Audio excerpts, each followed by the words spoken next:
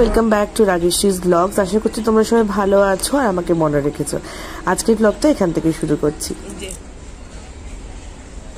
আমরা দুজন যাচ্ছি ঘুরতে আর সঙ্গে সমজিৎকে নিয়ে যাচ্ছি আমরা। হ্যাঁ, তো আমরা এখন বসে আছি হচ্ছে অনেকক্ষণ ধরে বসে আছি ডানকুনি জাংশনে।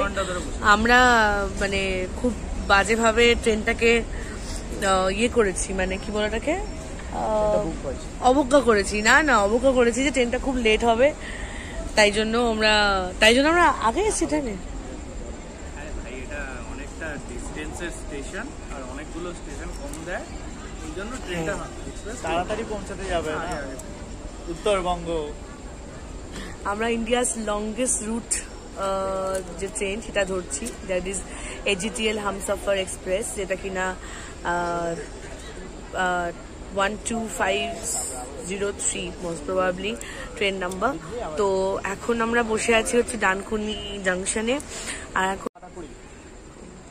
আর এখন টাইম হয়েছে 6:20 আর এখানে ট্রেন ঢুকবে দেখাচ্ছে 7:05-10 নাগাদ দেখাচ্ছে এখন। তো আমাদের হাতে এখন অনেক সময় রয়েছে, তো বসে আছি। আমরা এখানে পৌঁছে গেছি 5টায়। তো এই তো এখন লাগেজ নিয়ে বসে আছি আর সমজিৎ আমাদেরকে এন্টারটেইন করছে। জোকার না, এন্টারটেইন করছে। তাই তো চলো ট্রেনে উঠে তোমাদের সাথে কথা বলবো। তো ট্রেনে উঠে গেছি ফাইনালি, আর আশেপাশে লোকজন ছিল বলে আমি কমফোর্টেবলি ব্লগ করিনি। আর ট্রেনে উঠেই তেনার খিদে পেয়ে গেছে, তো এই একটা অতি জঘন্য একটা বিরিয়ানি প্ল্যাটার অর্ডার করেছিল, যার মধ্যে 2টো ডিম ছিল আর বিরিয়ানি কম পোলাও বেশি ছিল। মনে হয় খেতে, যদিও আমরা ট্রেনে কিন্তু ডিনার নিয়ে এসেছি, বাট এখন 8টা বাজে আর মহারাজার খিদে পেয়ে গেছে প্রচন্ড। So we are trying this আন্ডা বিরিয়ানি, যেটা 100 টাকা নিয়ে। আমার কি অবস্থা করতে করতে। যেটা 100 টাকায় নিয়েছে অ্যান্ড সেটা ট্রাই করা হচ্ছে। কেমন খেতে? হ্যাঁ, আমি এখনো খাইনি, তো আমি খেয়ে বলতে পারবো কেমন আছে।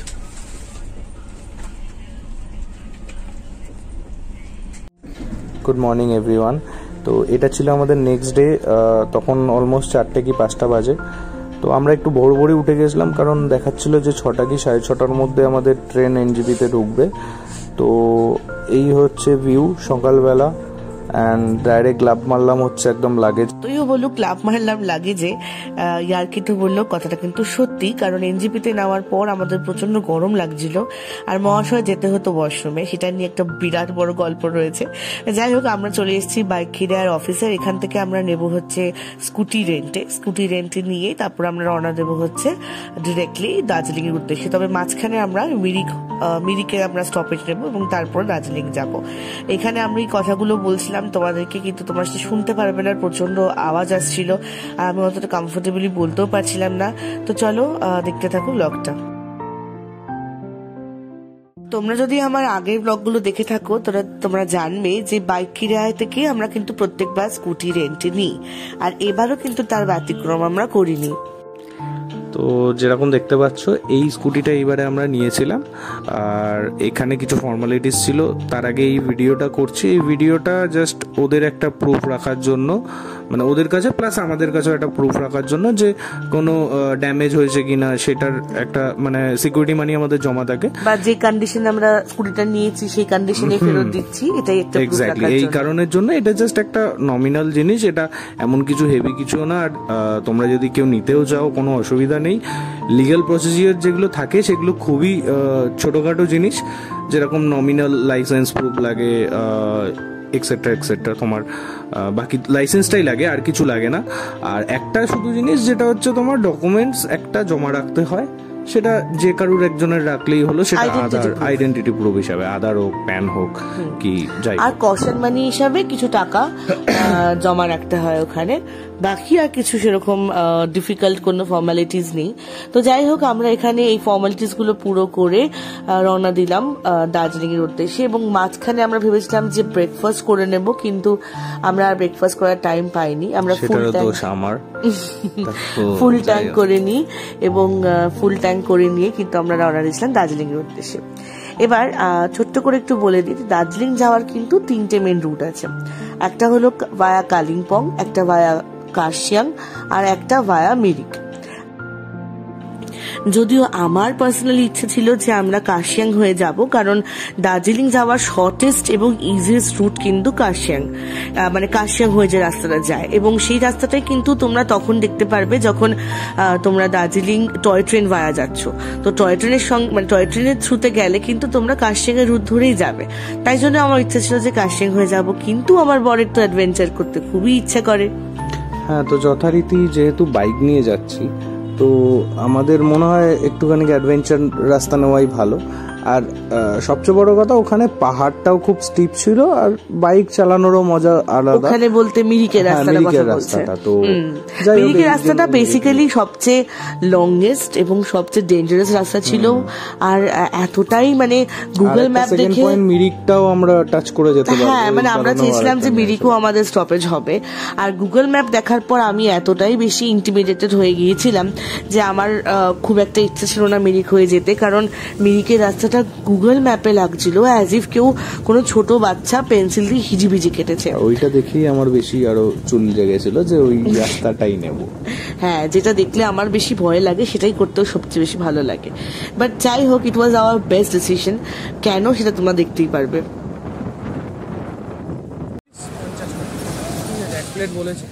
আমরা মিরিকের কাছাকাছি, মিরিক এখন মোটামুটি আরো 4.5 কিলোমিটার কিরকমই হবে। এখানে একটা কেওস টাইপ অফ আছে, এই যে আমার পেছনে। এখানে দাঁড়িয়ে আমরা একটু ব্রেকফাস্ট করবো, বিকজ আমরা কিছু ব্রেকফাস্ট করিনি। আমি ডিম সেদ্ধ নিয়ে এসেছিলাম, সেই ডিম সেদ্ধই খেয়েছি সকাল থেকে।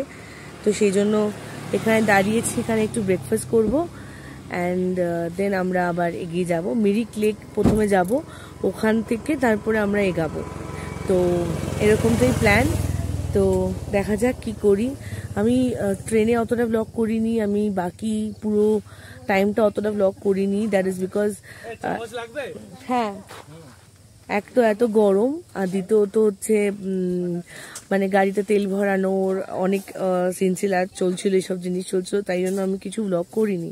তো এবার আমার বর আমার জন্য মোমো নিয়ে আসছে। তো চলো, লেটস ইনডালজ ইনটু ইট। এই যে মোমো নিয়ে এসছে আমার বর, 10 পিস মোমো 50 টাকা। 50 টাকা, ঠিক আছে। ঠিক আছে, এখানকার মোমো তো সলিড, খেয়ে দেখি কেমন। সেই তো ব্রেকফাস্ট করে আমরা দার্জিলিংয়ের উদ্দেশ্যে রওনা দিলাম। তো আমাদের ফার্স্ট স্টপ ছিল হচ্ছে মিরিক, সেটাই আমাদের ডেস্টিনেশন ছিল ফার্স্ট। বাট তার মাঝখানে আমরা অনেক জায়গায় এরকম দাঁড়িয়েছি, ছবি তুলেছি, কথা বলেছি, টাইম স্পেন্ড করেছি, আর ভীষণ ভীষণ মজা করেছি। কারণ স্কুটিতে যাওয়ার ওটাই উদ্দেশ্য ছিল আমাদের মেন, যে আমরা আমাদের মতন যেখানে সেখানে দাঁড়াতে পারবো, যেখানে সেখানে দাঁড়িয়ে ছবি তুলবো, মজা করব।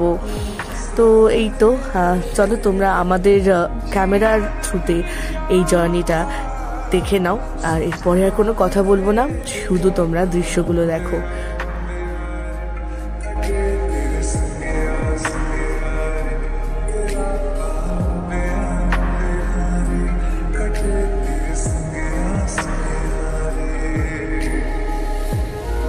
অবশেষে মিরিক পৌঁছে গেলাম। এবার মিরিক লেক যাব। মিরিক লেকটা ঘুরে আমরা আবার রওনা দেব দার্জিলিং এর উদ্দেশ্যে।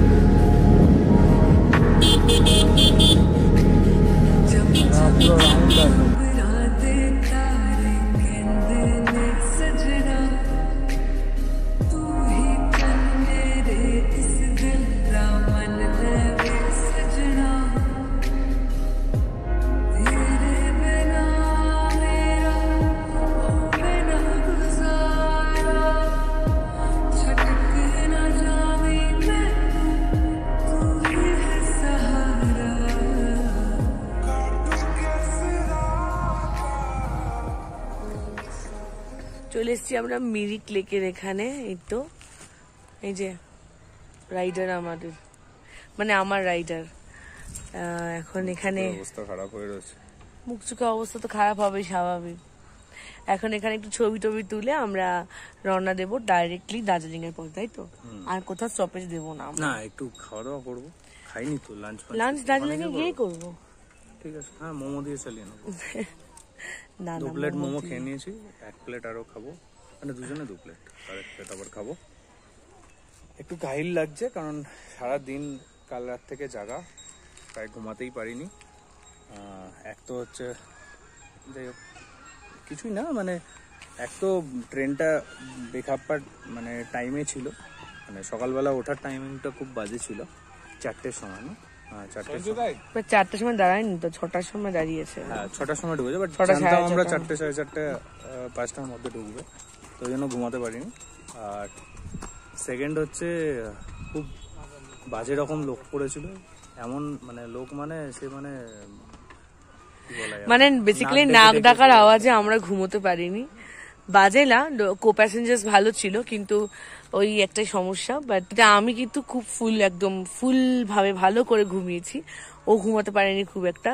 আর লম্বা তো, তাই জন্য ট্রেনের বাড়তে শুতেও ওর একটু কষ্টই হয়, তারপর আবার রুকস্যাক থাকে, তো সব মিলিয়ে মিশিয়ে একটু চাপের বিষয় হয়ে গেছে। যাই হোক, এর বেশি আর কথা বলছি না, কারণ ফোনে চার্জ একদম নেই বললেই চলে। তো আমরা তাড়াতাড়ি করে মিরিক এখানে কিছু ফটোশুটস তো নয় আর কি, কিছু ফটো ভিডিওস নিয়ে আমরা রওনা দেবো কিছু খেয়ে। তো চলো।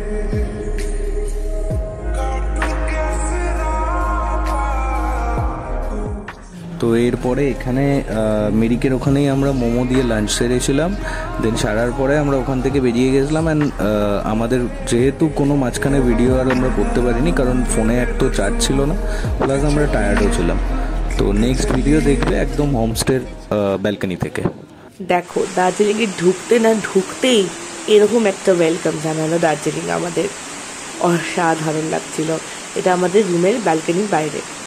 তো আমরা পৌঁছে গেছি আমাদের ডেস্টিনেশনে, অনেকক্ষণ আগে পৌঁছে গেছি আমরা স্নান করলাম, একটা হট শাওয়ার নিলাম, আর তারপরে রেডি হয়ে এখন বেরোচ্ছি আমরা সিটির দিকে, মানে মলের দিকে, মল। এখানকার লোকালসরাও অনেক সময় মল বলে। তো সেখানে বেরোচ্ছি যে আমরা লাঞ্চ করিনি, জানো, আমরা মোমো খেয়েই রয়েছি। তো লাঞ্চটা করাটা খুব দরকার আমাদের জন্য, কারণ আমাদের প্রচন্ড খিদে পেয়েছে। তোমাদেরকে জাস্ট আমি আমাদের রুম থেকে ভিউটা দেখিয়ে দিচ্ছি, পরে রুম ট্যুর দেবো, কারণ রুমের অবস্থা খুব খারাপ হয়ে রয়েছে। এই হলো আমাদের রুম থেকে ভিউ, মানে আমি তোমাদেরকে পেছন থেকে দেখাচ্ছি। হ্যাঁ, এই হলো আমাদের রুম থেকে view, and it's looking wonderful, মানে এত ভালো লাগছে তোমাদের কি বলবো। যখন এসলাম তখন আলো ছিল, তাই দেখালে ভালো হতো, বাট সেই সময় আমরা এতটাই টায়ার্ড ছিলাম, আর তার কিছুক্ষণের মধ্যে বৃষ্টি শুরু হয়ে যায়, তাই আমি কিছু দেখাতে পারিনি। আর রুমের এক ঝলক দেখাই, বাট ওই বেডটা আমাদেরকে জাস্ট কমপ্লিমেন্টারি দেওয়া হয়েছে, তাই না বলো? দেওয়া হয়নি, আমরা নিয়ে নিয়েছি। অ্যাকচুয়ালি আমাদের অন্য রুম দেওয়া হয়েছিল, বাট আমরা সেটাকে চেঞ্জ করে এই রুমটা নিয়েছি, বিকজ এটা অনেক স্পেশিয়াস। আরেকটা রুম যেটা ছিল অনেক ছোট ছিল, তাই জন্য। তো এইটা আমরা দুজন রেডি হয়ে গিয়েছি,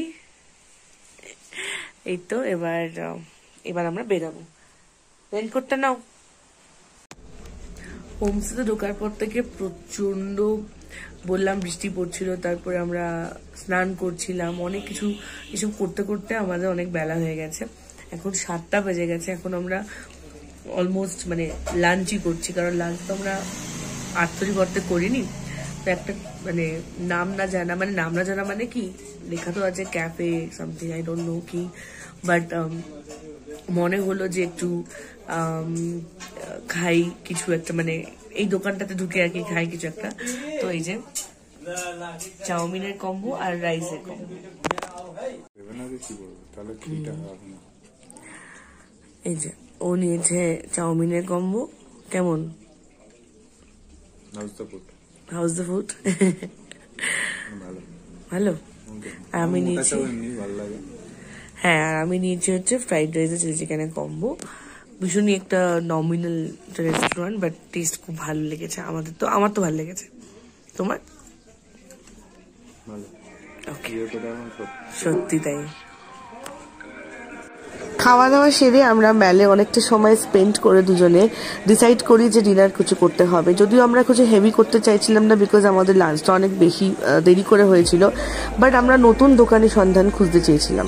তো নতুন দোকান এক্সপ্লোর করতে করতে আমরা পেয়ে যাই এই দিদিটির দোকান, যেটি একটি রেস্টুরেন্ট, কিন্তু খুবই ছোট একটি রেস্টুরেন্ট, নিট অ্যান্ড ক্লিন একটি অ্যাম্বিয়েন্স। সেখানে আমরা বসি খেতে, আর খুবই অ্যাফোর্ডেবল প্রাইসে খুবই টেস্টি খাবার পাওয়া যাচ্ছিল। তো আমরা পক থুকপা দিয়ে সেদিনকে ডিনারটা সারি। আর পরবর্তী 3-4 দিন দেখতে পারবে আমরা যতদিন এখানে ছিলাম আমরা কিন্তু ডিনারটা ছাড়া বাকি সবকটা মিল কিন্তু দিদির দোকান থেকেই করি। তো যাই হোক, এবার আমরা তাড়াতাড়ি করে ডিনার করে আমরা আমাদের হোটেলের দিকে রওনা দিই, এবং সেই পথে অনেকগুলো ঘটনা ঘটে যেগুলো তোমরা নেক্সট ব্লগে আমার বরের মুখ থেকে শুনতে পারবে। তো চলো, see you in my next blog. By.